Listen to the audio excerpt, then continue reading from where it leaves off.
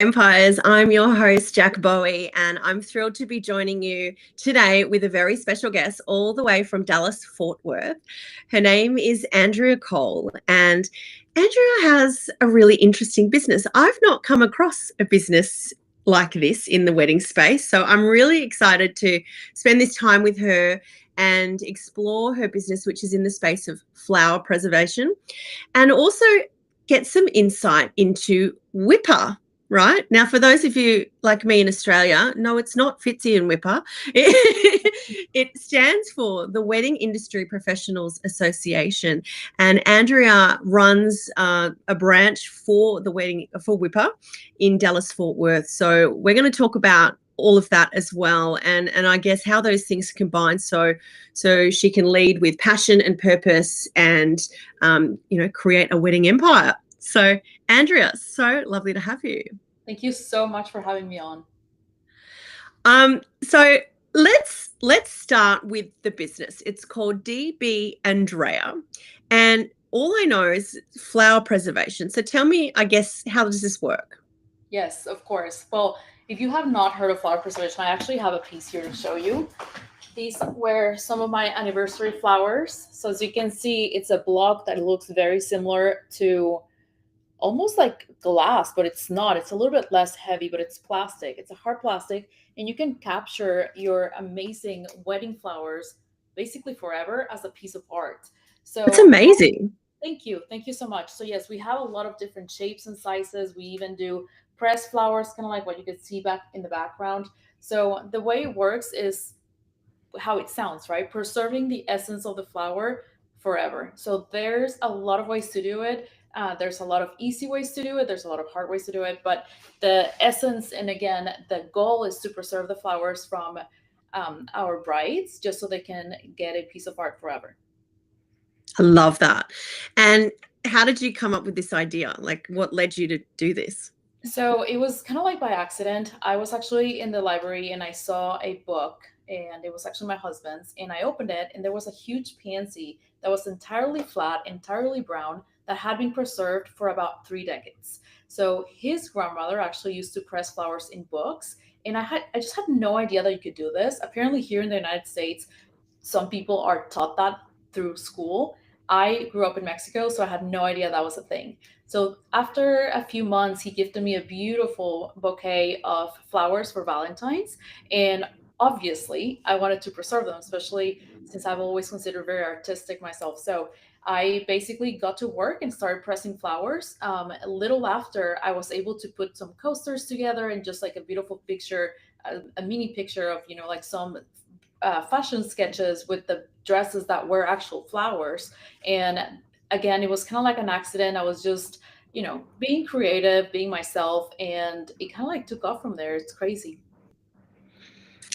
So can I ask how it works? Like, Yes. what's inside that glass, whatever it is? So there's, as I mentioned earlier, there's different types of preservation. This is called resin. So basically, resin, it's two different compounds that you mix together. So it's kind of like liquid, but they're very thick. You mix them together and it hardens. Um, there's obviously it's chemistry, right? So you have to be very careful on the timing, or your temperature, your humidity levels, and so on. So it's kind of like an experiment in the beginning. Once you nail it down, you just have to basically repeat everything that's worked for you. But it hardens into this plastic. So again, you can kind of like hear that is not glass; it's just a really hard plastic. Beautiful. Okay. So a fun thing to do that you clearly enjoy. How did you turn that into a business? Well, so as I mentioned, I kind of just started doing a little bit of like pieces for myself. And actually, Mm-hmm. my husband was the one who came home once, and he was like, "You could sell that." I'm like, "Who's gonna buy a little something out of flowers that you gave me, right?"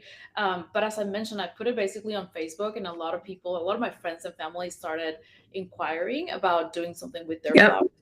And I kind of like started just selling pieces of art.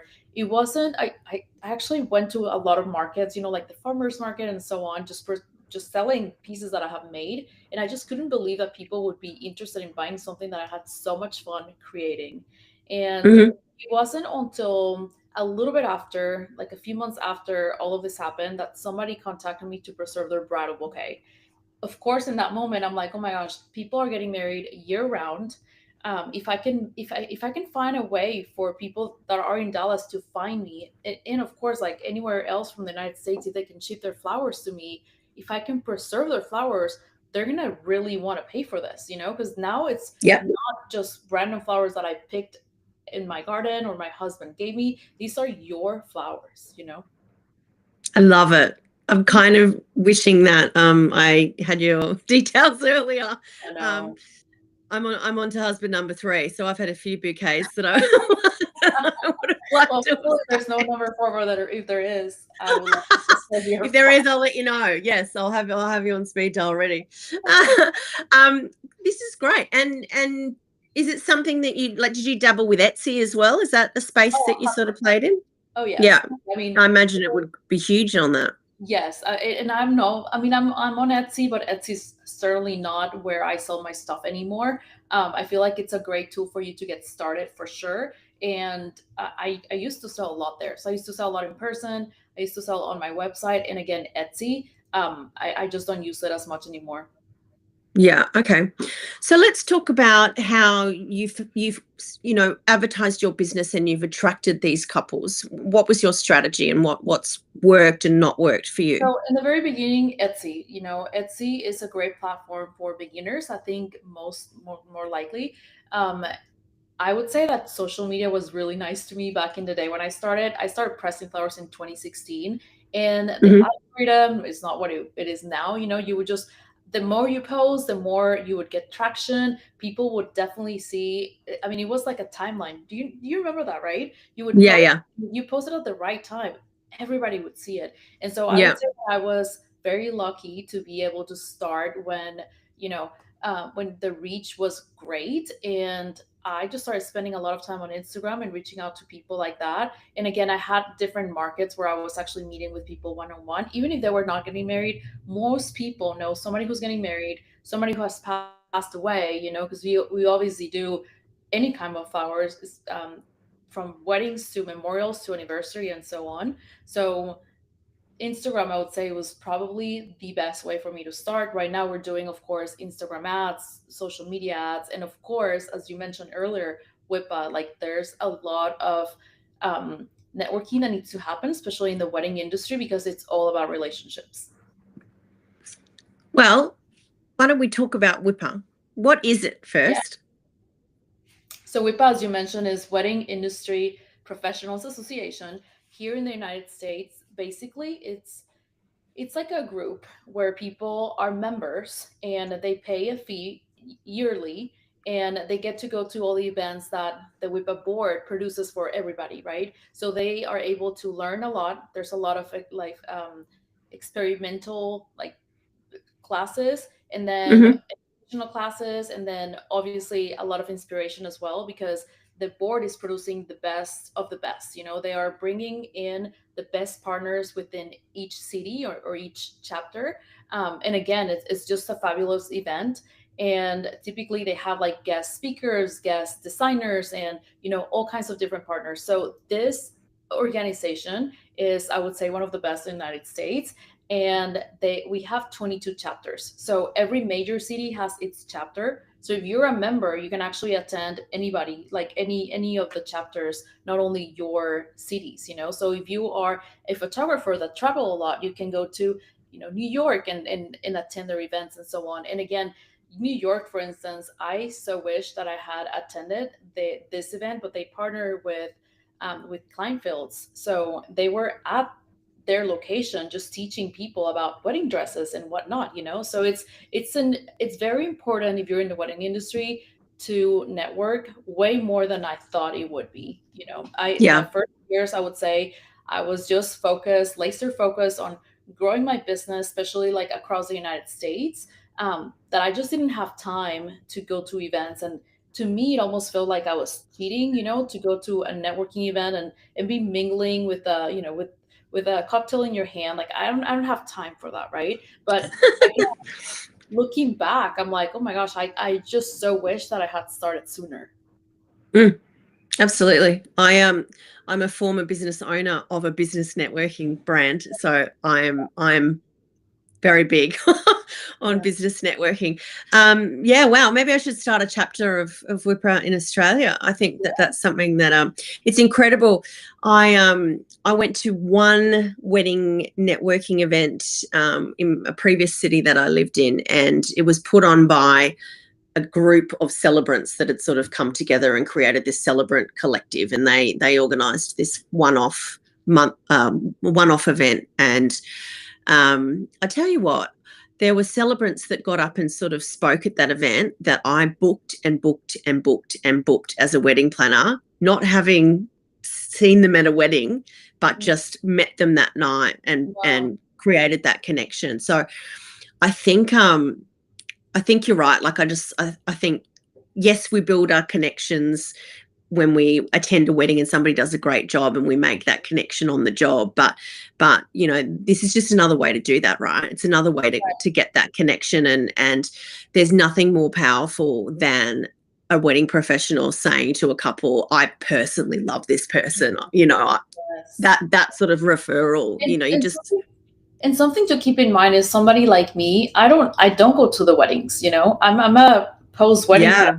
There's a lot of like the invitations and all the stationery. They don't get to see the bride and the groom. They don't get to meet them sometimes, they work true. So all of these vendors that they don't even get to interact with each other, it's a perfect place for them to start meeting people, because at the end, I mean, referrals is as you mentioned, is like the best type of marketing, Yeah.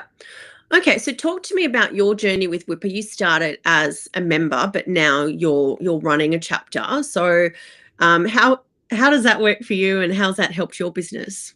Yes. So a couple of my friends, a makeup artist actually was the very first one who told me about WIPA.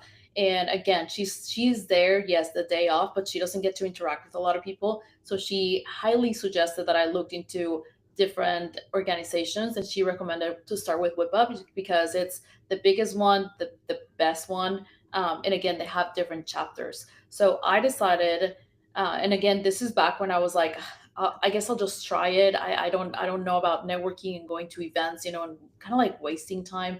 So I basically joined as a member, and I went to 2 events. And my logic was, if I go to 2 events only and get somebody to refer my business, is going to pay off, right? Well, you can't look at it that way. It's not going into an organization like this should not be considered a marketing tool. So should be considered a branding tool. You are there to represent your brand and yourself as the brand, and it's all about connections. So you're not there just to like thinking like, oh, you're gonna like, how can I push my product in your face? Because you definitely don't want to do that, right? That is just not the best way to network whatsoever. Yeah. The best way to see it is, what can I do for you? Who can I connect you with? And then that naturally is gonna basically transform into a good relationship, number one. Number two, somebody is going to trust you. And then if they're interested in you, then they're going to ask questions about you. And honestly, it just pays off. So after my first year, again, kind of like that was my logic, I realized that it was more about serving more than about pushing your products and service. And so it was at that time that I said, you know what? I want to be on the board. So I run their marketing and communications in the Dallas chapter, because again, I felt as though if I serve, and serve and serve and serve, eventually people are going to ask who I am, but it's not, you can't just go to, like, since I run their socials, I can't just go to their socials and just post about my company. You can't do that, right? So again, it's really just about serving and making the right connections. Yeah, I agree. When I had my business in heels, it was, you go to give, not go to get. Yes. And yeah, if everyone buys into that, it's it's incredible. Fantastic. Okay, so how do you juggle it all? Like, I'm hearing, there's this community leadership, there's your own business. Yeah. Are you a mom? Like, what else is thrown into the mix? It's funny. It's funny that you asked that, because in the beginning of the year, which is when I joined, I had just come back from Miss America. I don't know if you're familiar with Miss America or not. So we are the official partner. And so the actual competition was in Orlando, Florida, which is, I mean, like 3 hours on a flight, right? So I came back after the competition and just winding down, and then I took over this position right away. And so I had no idea what the position really was like. So it's a lot of work. So I started spending about, I kid you not, like about probably like part-time. It was a part-time job and it's not paid. So and you still have to buy your tickets, so like little, and we came to, like, we were actually organizing one of the biggest events of the year like shortly after. So I was this close to tell the president, like, I don't think I can do this, like I have my own company to run. But again, obviously, like, I mean, as anything else, like after you're like repeating your work, you understand, like the pace of it and what needs from, Yeah. what you need to do for it, just to make sure that you're doing the right thing. But I do have a team. I have a team of 10 people. Our core team is 10 people. We sometimes even hire more people when it gets busy, and I could not do it without them, to be honest. Excellent. Okay. And how do you, I mean, I know that you're interested in really building a legacy with your brand. So let's talk about how, you've stayed true to that. You haven't kind of gone with the trends, and you're building something that will last. That is also a very interesting topic to me because I grew my social media before reels were a thing. And in Yeah. fact, I am ashamed, I think, to say that none of my videos have gone viral. Like, not a single one of them. And, we were, don't get me wrong, flower preservation has existed for centuries, but I really do believe that we were kind of like the first firm or studio to really like start hiring people, start getting bouquets from across the country. And right now we have a lot of competitors, and a lot of those competitors have been super successful with, reels and TikTok, that their business just like, I mean, it's doing amazing.